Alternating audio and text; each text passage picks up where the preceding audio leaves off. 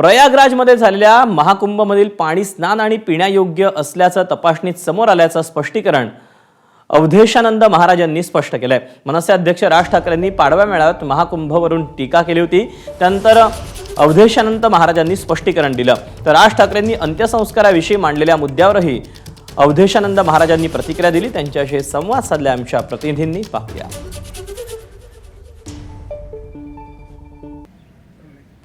हमारे साथ स्वामी अवधेशानंद गिरी जी महाराज हैं। स्वामी जी, एबीपी नेटवर्क पर आपका स्वागत है, आपने हमें समय दिया।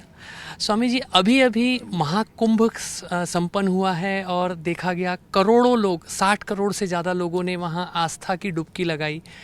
कैसे देखते हैं आप, इतना बड़ा एक आयोजन हुआ और एक सनातन के प्रति एक आस्था और नवयुवकों में ज़्यादा आस्था दिखाई दी? भारत की संस्कृति सर्वसमावेशी संस्कृति है। वह संस्कृति समन्वय, एकात्मता, एकता की बात चिरकाल से कहती आई है।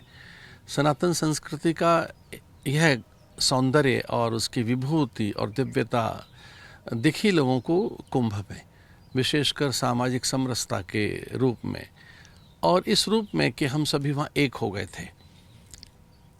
लोक कल्याण की हमारी प्रवृत्तियाँ हैं, पारमार्थिक प्रवृत्तियाँ हैं, पर इस बार अध्यात्म की गहरी रुचि कुंभ में दिखाई दी, विशेषकर युवाओं में।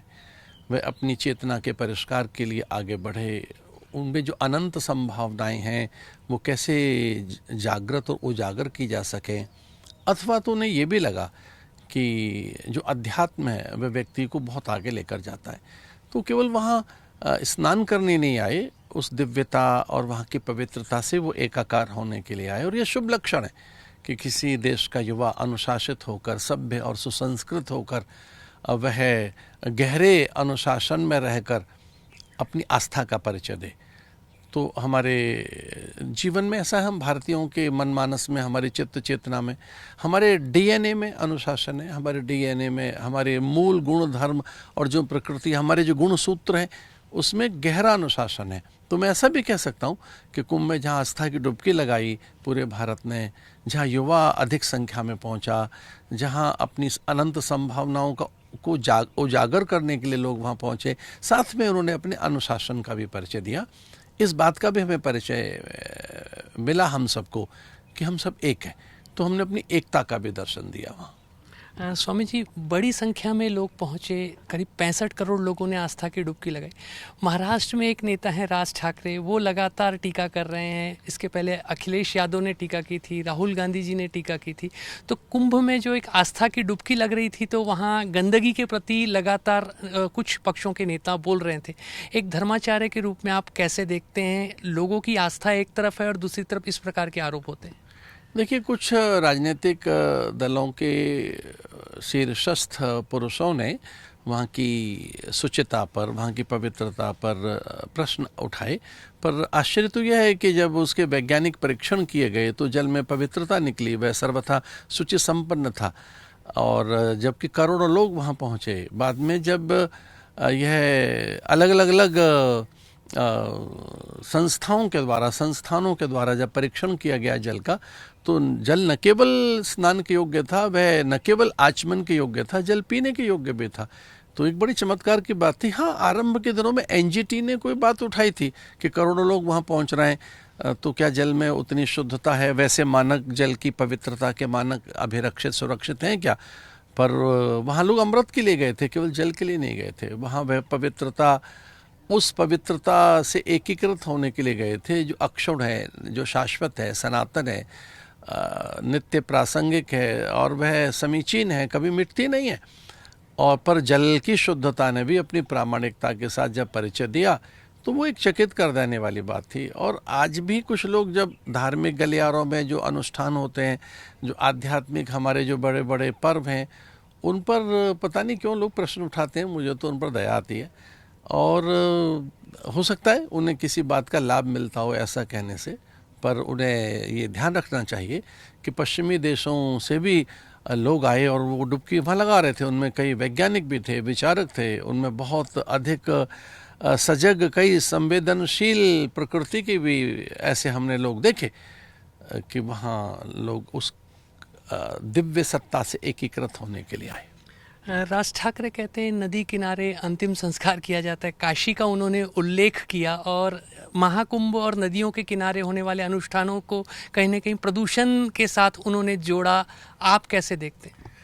मैं आदरणीय राज ठाकरे जी से कहना चाहता हूं कि वहाँ कोई मुर्दा नहीं फेंका जाता है, न हरिद्वार में न काशी में। अब वो बहुत अनेक वर्षों से ये प्रतिबंध है कि वहाँ मुर्दे नहीं फेंके जाएंगे, शव नहीं वहाँ पर डाले जाएंगे। हाँ, वहाँ शव जलाए जरूर जाते हैं, उनका संस्कार होता है काशी में, पर वहाँ फेंके नहीं जाते वो। और रही बात चिरकाल से जो हमारी परंपराएं हैं, जो आद्यकाल से हमारी परंपराएं हैं, उनसे हम कैसे मुंह मोड़ लें? उनको हम तिलांजलि कैसे दे दें? नदियों में सारे सरोकार हैं हमारे।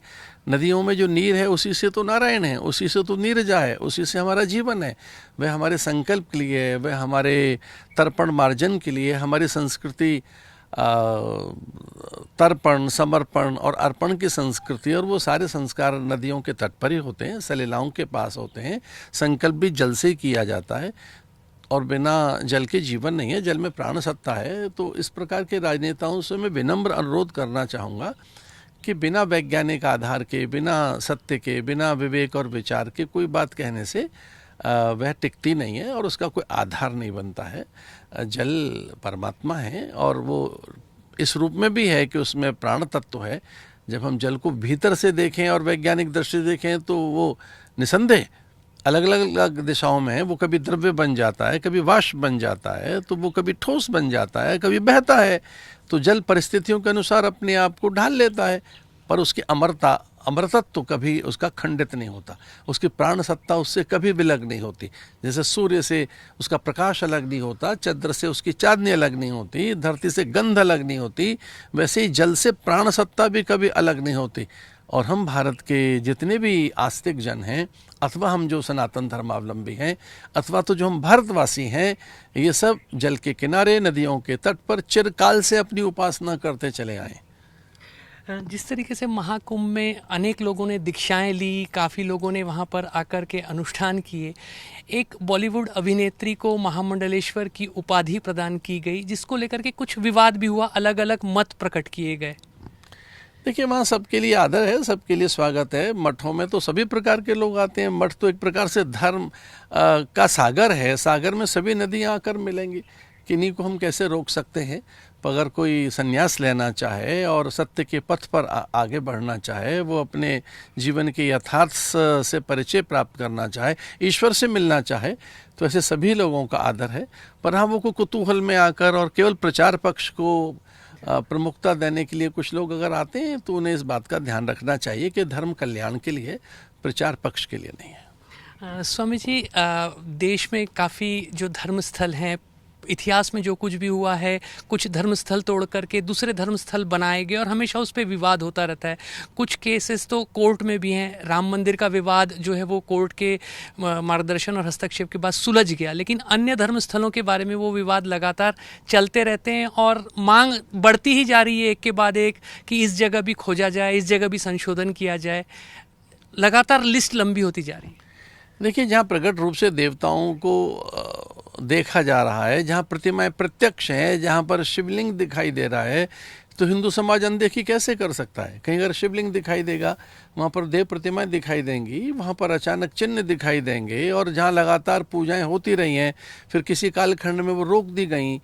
और जैसे संभल का ही है, जैसे धार की है भोजशाला, अनेक स्थान ऐसे हैं जहाँ निरंतर पूजाएं होती रही हैं, कभी किसी कालखंड में वो रुक गई। लेकिन जहाँ प्रत्यक्ष हमारे देवता हैं, प्रतिमाएं हैं, प्रतीक हैं, शिवलिंग है, अथवा हमारे अन्य और देवगणों के स्थान हैं, तो उन स्थानों पर पूजाएं होनी चाहिए, अथवा वो पुनः हिंदू धर्म में वापस आने चाहिए। कानून अपनी जगह है, हम कानून का आदर करते हैं, हम कभी संविधान से बाहर गए नहीं, और हमने कितने वर्षों तक प्रतीक्षा की संविधान की, और हमने इतना आदर किया। कानून के दायरे में रहकर हमारे आंदोलन थे, विशेषकर राम आंदोलन। तो जब सुप्रीम कोर्ट ने एक राह दिखाई, सुप्रीम कोर्ट ने एक निर्णय दिया, तो पूरे समाज ने उसका स्वागत किया। हिंदू समाज का धैर्य देखो, हमारा कितना बड़ा धैर्य, हमने लगभग 400-500 वर्ष तक धैर्य रखा। 528 वर्ष तक हमारा धैर्य था कि हमने संविधान को चुनौती नहीं दी। लेकिन जब सुप्रीम कोर्ट ने, माननीय उच्चतम न्यायालय, सर्वोच्च न्यायालय ने एक निर्णय दिया, तो उसका स्वागत किया हम सब ने। लेकिन जहाँ प्रतीक हैं, हमारे प्रत्यक्ष प्रतीक हैं, तो उनके मनदेखी भी तो नहीं कर सकते। वहाँ खोज होती रहनी चाहिए। मुझे ऐसा लगता है एक अनवरत होनी चाहिए। अब मंदिर कहाँ नहीं मिल रहे हैं? उज्बेकिस्तान में मंदिर है भाई, मंदिर कहाँ नहीं, अजरबैजान में मंदिर है, किर्गिस्तान में मंदिर है। अचंबा तो ये है कि सऊदी अरेबिया में कई स्थान जब खोदे गए तो वहाँ मंदिर निकला। तो अगर मान लो कहीं प्रतीक निकल रहे हैं तो उनका आदर होना चाहिए। और हाँ, अमेरिका की ग्रैंड कैनियन में ब्रह्मा विष्णु महेश तीनों पहाड़ियों के नाम हैं।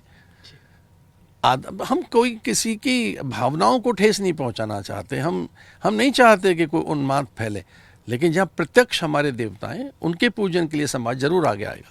स्वामी जी, वक्फ बोर्ड पे सरकार एक अभी संशोधित बिल लाना चाह रही है। वक्फ बोर्ड जो है उनके द्वारा अलग अलग ज़मीनें कब्जाई जाती हैं, इस प्रकार के आरोप होते हैं, और उनके जो पुराने जो नियम हैं उनमें कोर्ट में जा भी नहीं सकते। तो आप इस अमेंडमेंट बिल का समर्थन करते हैं? और साथ ही साथ सनातन बोर्ड की भी बात अब होने लगी। देखिए, अमेंडमेंट बिल का बहुत हार्दिक स्वागत है। रही बात वक्फ बोर्ड की, वक्फ बोर्ड अनियंत्रित संस्था है, उस पर उसका वो असंवैधानिक संस्था है, उस पर वो कोई संवैधानिक संस्था तो है नहीं। और वो एक जोड़ तोड़ के लिए बनाई गई थी, अतिक्रमण के लिए बनाई गई थी, इंक्रोचमेंट के लिए बनाई गई थी, और उसको फिर सबलेट कर रहे हैं, आगे किराए पर दे रहे हैं।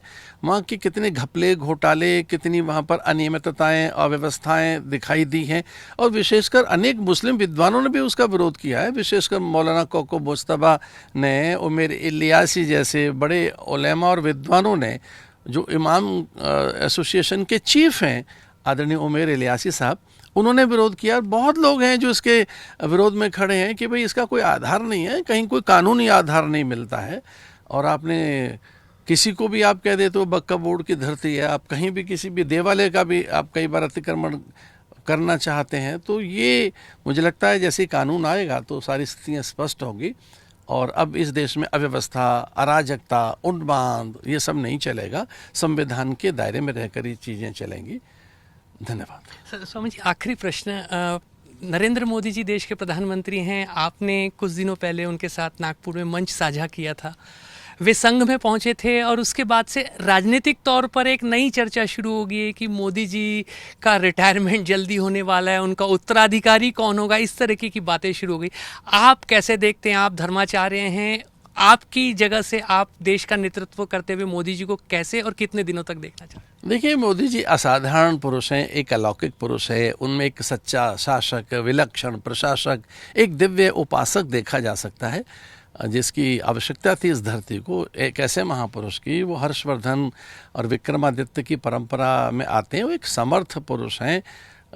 अभी उनके रिटायरमेंट की कल्पना तक नहीं की जा सकती। वो एक लंबे समय तक इस देश का नेतृत्व करेंगे। और ये हम न भूलें कि वो केवल भारत के ही एक सशक्त और समर्थ राजनेता अथवा मान्य पुरुष नहीं है, सर्वाधिक उनको सम्मान मिला है अनेक देशों में।